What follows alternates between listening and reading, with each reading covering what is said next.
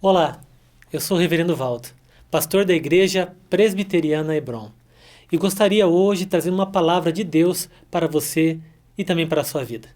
Vivemos hoje num mundo de mudanças, e não apenas mudanças normais do dia a dia, mas mudanças também que nós nem esperávamos. Por exemplo, vivemos num mundo de coronavírus, um vírus que se tornou uma pandemia mundial e tem trazido muita insegurança para cada um de nós. E não apenas insegurança, mas também outras mudanças, como cuidados, prevenções, isolamento social, que são tão importantes e até imprescindíveis para o combate ao Covid-19. Mas hoje eu gostaria de deixar uma palavra de esperança para a sua vida, uma palavra de Deus, que está escrita no Evangelho de Mateus, capítulo 19, do versículo 16 ao 22. E eu gostaria que você ouvisse essa palavra. Diz assim: E eis que alguém, se aproximando, perguntou a Jesus: Mestre, que farei eu de bom para alcançar a vida eterna? Jesus respondeu: Por que me perguntas acerca do que é bom? Bom, só existe um. Se queres, porém, entrar na vida, guarda os mandamentos. E ele perguntou: Quais? Respondeu Jesus: Não matarás, não adulterarás, não furtarás, não dirás falso testemunho. Honra teu pai e a tua mãe, amarás o teu próximo como a ti mesmo. Então replicou-lhe o jovem: Tudo isso tenho observado, o que me falta ainda? Disse então Jesus: Se queres ser perfeito, vai, vende os teus bens, dá aos pobres e terás um tesouro no céu. Depois vem e segue-me. Tendo, porém, o jovem ouvido esta palavra, retirou-se triste, por ser ele dono de muitas propriedades. Vamos orar? Senhor, obrigado pela tua palavra e pedimos que o Senhor fale ao nosso coração. Fale de maneira muito especial ao coração do teu filho e da tua filha que agora assistem este momento e ouvem, Pai amado, essa pregação. Que seja o Senhor falando no coração. Tenha misericórdia, Pai, que nada atrapalhe de ouvirmos neste momento a tua palavra, a tua voz e o teu desejo. Obrigado, Pai. Derrama teu Espírito que é santo, em nome de Jesus. Amém. O mundo está mudando. E isso pode ser visto, por exemplo, na área tecnológica. Inovações, atualizações, novas invenções, todos os dias surgem e fazem parte, basicamente, da vida de qualquer cidadão. Mas são tantas inovações, meu irmão e minha irmã, que fica praticamente impossível acompanhá-las. São mudanças, às vezes, para melhor, em sentido de tecnologias, de avanços, às vezes também um pouquinho para pior, no sentido de gastos e custos que nós temos. Mas nós vivemos num mundo de constantes mudanças. Mudanças, por exemplo, na área comportamental. Basta conversar com as pessoas mais velhas, e eu até me incluo nisso. Quando eu era mais novo, na minha infância, como o mundo parecia diferente do comportamento. A maneira como nós tratávamos os mais velhos, as palavras que nós usávamos, as roupas que nós vestíamos, tudo isso está mudando, porque nós vivemos um mundo de constante mudança. Isso também, por exemplo, na área da saúde. Novos exames, novas prevenções, novos cuidados, novos medicamentos, novos tratamentos, novas maneiras de exercer a medicina, a farmácia, o laboratório, a enfermagem, tudo isso está mudando. E eu não quero dizer com isso, não quero que me entenda mal, que está melhorando ou piorando, mas simplesmente que está mudando. Porque vivemos num mundo de constantes mudanças. E isso acontece com todo ser humano. É claro que, como ser humano que somos, nós temos uma certa resistência a mudanças. Gostamos de hábitos que desenvolvemos, gostamos da maneira com que vivemos, das nossas idiosincrasias, as nossas características peculiares. Repetimos comportamentos. Isso faz parte de nós. Repetimos coisas que deram certo, repetimos coisas que aprendemos com outras pessoas e que achamos certo, repetimos aquilo que aparentemente é politicamente correto, nós repetimos, mas vivemos num mundo de constantes mudanças. É esse o mundo que vivemos.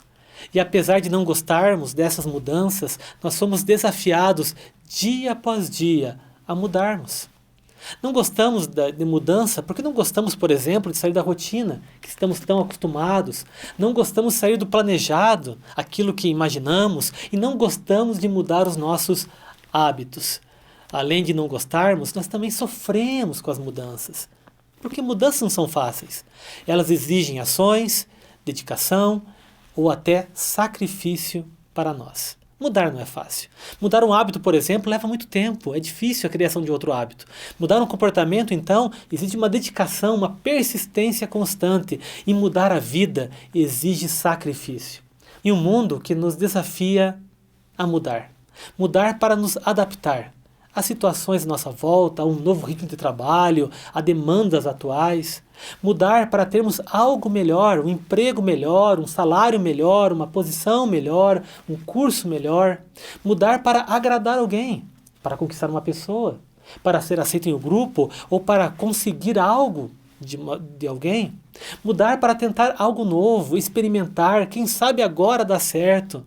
Mudar para alcançar um resultado diferente. É quando falamos, basta, chega, eu não aguento mais, eu quero algo novo. Ou seja, nós buscamos, segundo esse mundo, mudar. Ou, no caso de hoje, mudar para evitarmos uma contaminação tão perigosa. Uma pandemia que pode fragilizar pessoas, atingir famílias, arrasar economias e, acima de tudo, ceifar vidas. Hoje, diante do coronavírus, com certeza, nós precisamos mudar. Mas mudar pode ser perigoso. Se nós mudamos para pior, ou se nós mudamos com fundamentos errados, ou se nós mudamos simplesmente para agradar outras pessoas sem refletir primeiro. Porém, a palavra de Deus, meu irmão e minha irmã, nos convida a mudar. Na verdade, a Bíblia apresenta várias mudanças, várias pessoas que foram chamadas por Deus para mudarem.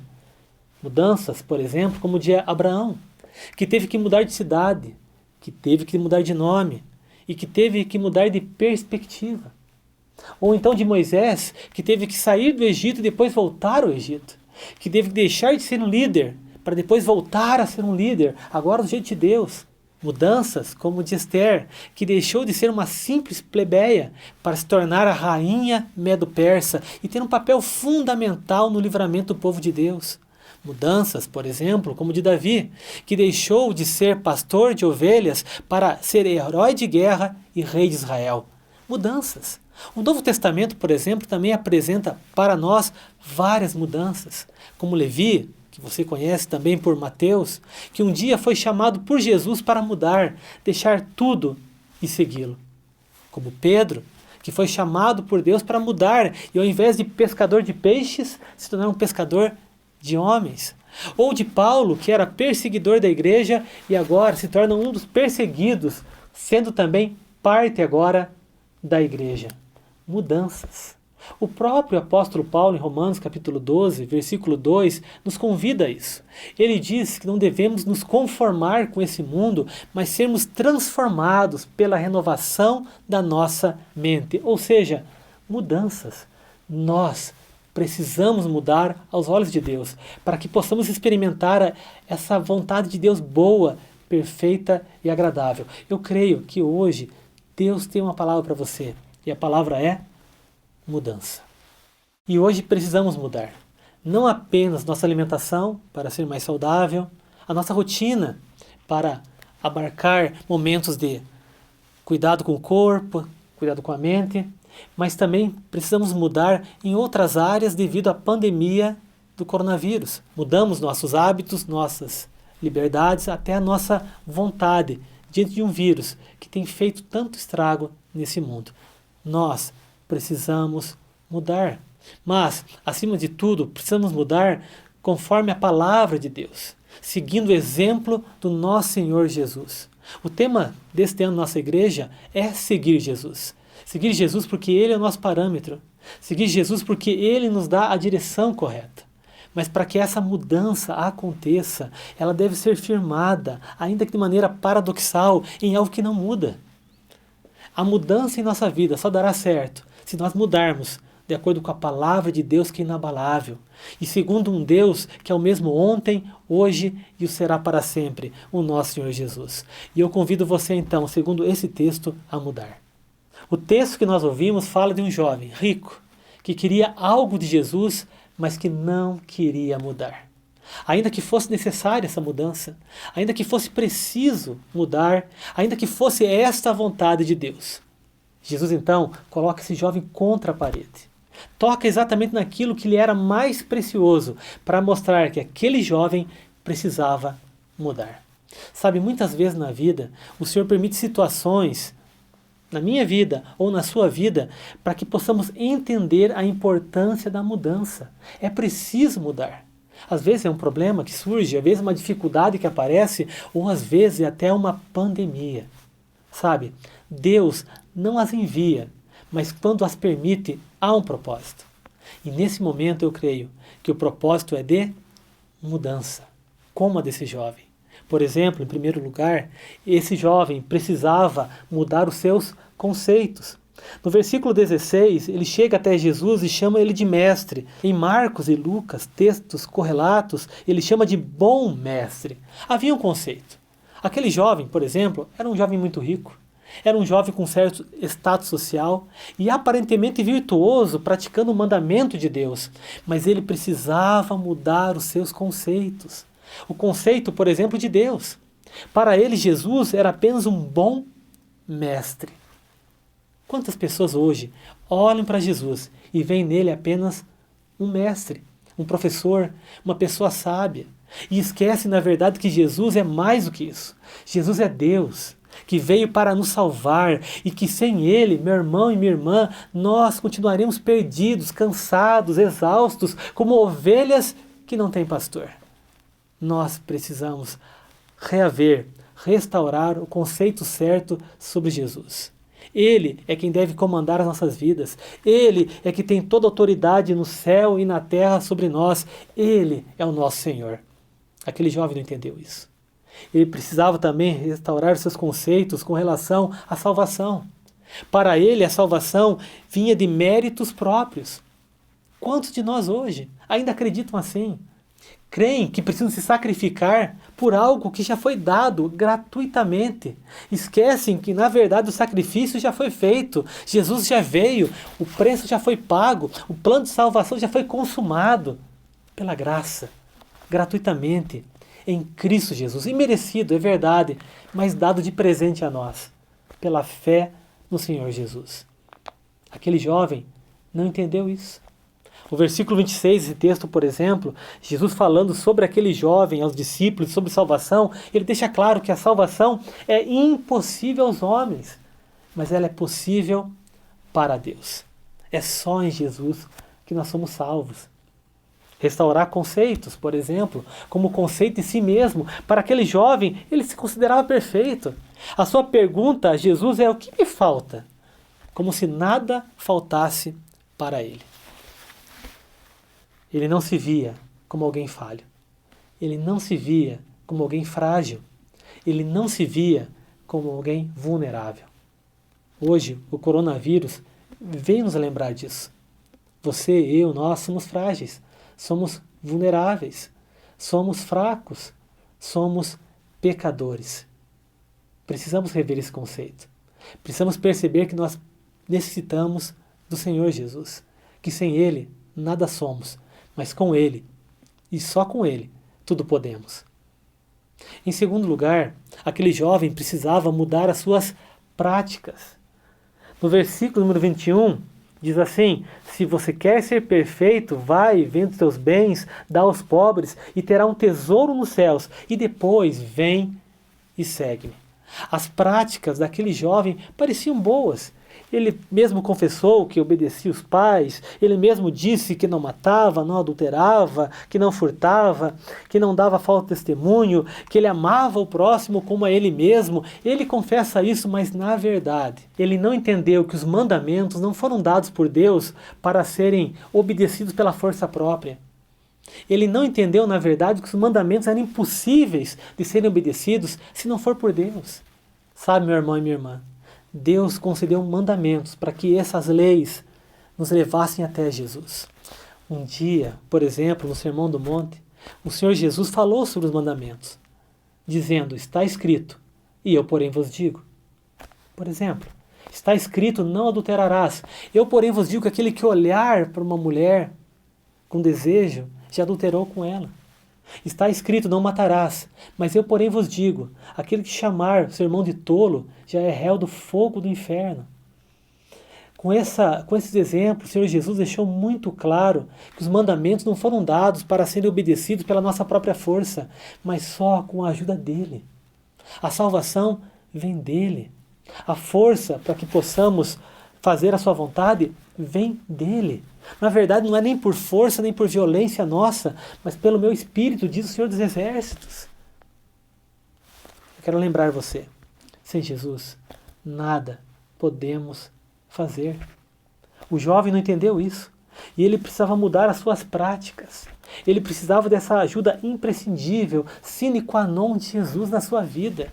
Ele precisava vencer, por exemplo, o egoísmo, quando ele mesmo fala o que eu farei para eu ser salvo. Ele precisava vencer o materialismo, a sua preocupação com bens, com dinheiro.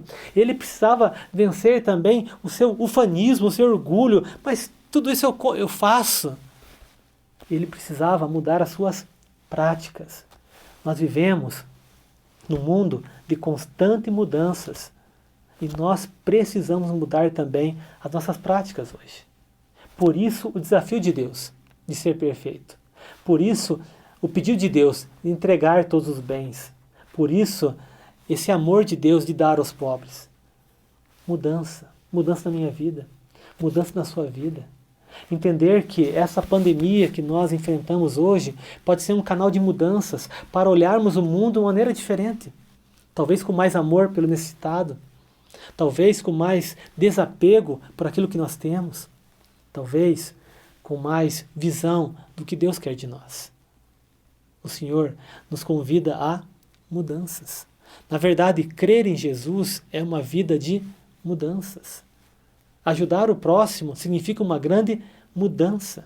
E confiar na palavra de Deus hoje, meu irmão e minha irmã, com certeza é uma grande mudança. Nós temos ouvido muitas palavras negativas, mas eu queria trazer uma palavra positiva de Deus. Deus quer usar você. Deus quer que através de você outras pessoas conheçam a Ele. Deus quer que você abençoe vidas, mas para isso é necessário uma mudança. Confie em Jesus. Confie nele. Confie no Senhor.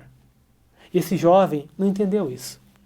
Ele achava que quem cuidava dele era o dinheiro, que ele precisava dos bens materiais. Eu não estou dizendo que você não precisa de dinheiro, de bens materiais, mas eu quero dizer que você pode confiar no Senhor. Ele vai prover na tua casa.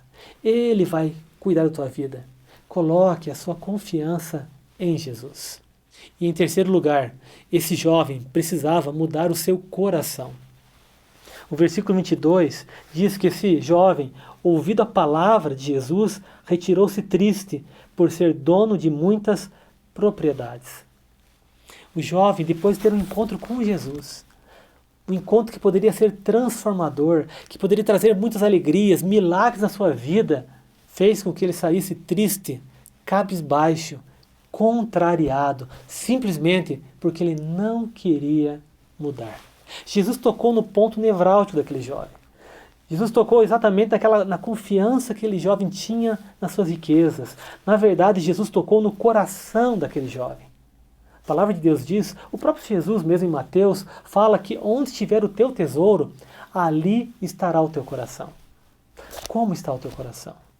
O sábio Salomão escreveu, sobre tudo que você deve guardar, guarda o teu coração, porque dele procedem as fontes da vida. Como está o teu coração? O coração daquele jovem estava longe de Jesus. Ele estava perto, mas o coração estava longe. Hoje nós vivemos num mundo de muitas pessoas tristes. Tristes porque estão preocupadas em perder seus bens materiais. Tristes porque estão preocupadas em perder, quem sabe, um status que possua. Tristes porque estão preocupadas em perder a rotina que sempre teve durante toda a sua vida. Mas eu convido você a confiar em Deus. Não fique triste, entregue para Jesus. Ele sabe o que é melhor para você. Quem sabe hoje o seu coração, ou o meu coração, está também longe de Jesus, está no lugar errado. Quem sabe valorizamos mais aquilo que tem menos valor. Quem sabe esquecemos daquilo que realmente importa em nossas vidas.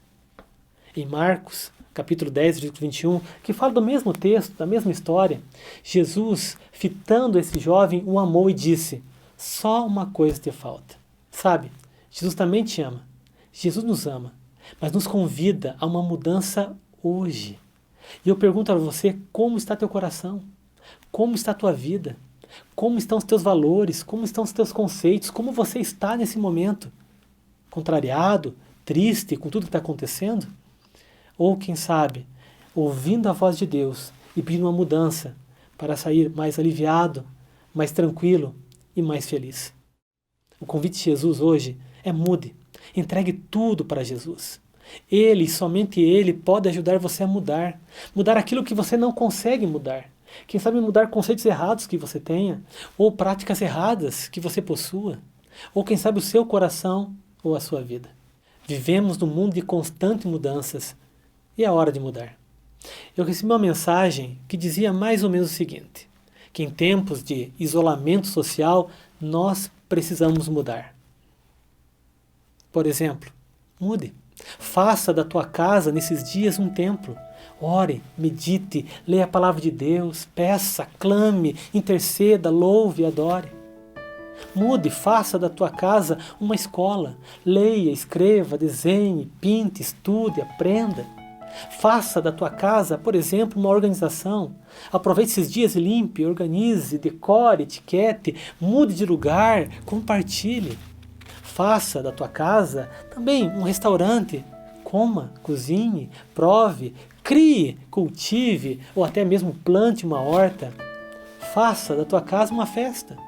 Ouça música, cante melodias, brinque com as crianças, divirta-se com o seu cônjuge, ria alto. Mas acima de tudo, faça da tua casa um lar. Mude, se relacione, ouça, converse, perdoe, peça perdão, ame. Deus espera de nós mudanças. Como você está hoje? O que tem deixado você triste ou contrariado? É o isolamento social? Mude. É o medo do coronavírus? Mude. É a preocupação com os teus bens? Mude. Entregue sua vida nas mãos de Jesus, confie nele, porque como diz a palavra, o mais ele fará. Eu gostaria de orar com você. Na verdade, eu gostaria de orar por você. Senhor, obrigado, Pai amado, pelo texto que nós lemos, pelo momento que nós tivemos, mas agora eu peço que o Senhor nos abençoe. E de maneira muito especial, Pai querido, abençoe a vida do teu filho e da tua filha que estão ouvindo este estudo nesse momento. Tenha misericórdia, Pai querido. O Senhor sabe o que ele está passando, o que ela está sentindo. O Senhor sabe, Pai amado, as preocupações com relação ao futuro. A tristeza, Pai amado, que muitas vezes bate a alma, uma insegurança que nos chacoalha com essas mudanças tão grandes, ó Pai, que nós vivemos e vemos. Mas eu peço, Pai, em nome de Jesus, derrama Teu Espírito e a certeza que o Senhor ainda está no controle, Pai. O Senhor continua assentado no trono e continua cuidando, Pai amado, e protegendo aqueles, Pai querido, que o Senhor tem separado. Então cuida, Pai, fala esse coração e nos ajuda a termos mudanças reais, mudanças de vida. Que a nossa vida, a nossa confiança, Pai amado, as nossas práticas do dia a dia possam refletir, Pai amado, a Tua vontade. Nós queremos mudar, mas queremos confessar agora que sem o Senhor nós não vamos conseguir. Tenha misericórdia, Pai. E através de nós, muda o nosso país. Muda o nosso Brasil, Pai amado. Transforma essa terra numa terra que adora o Teu nome. Que possamos, Pai amado, levar uma esperança para as vidas, ó Pai amado. Uma mudança para as pessoas que necessitam. Através do Espírito que é Santo. Nós clamamos, oramos em nome de Jesus. Amém.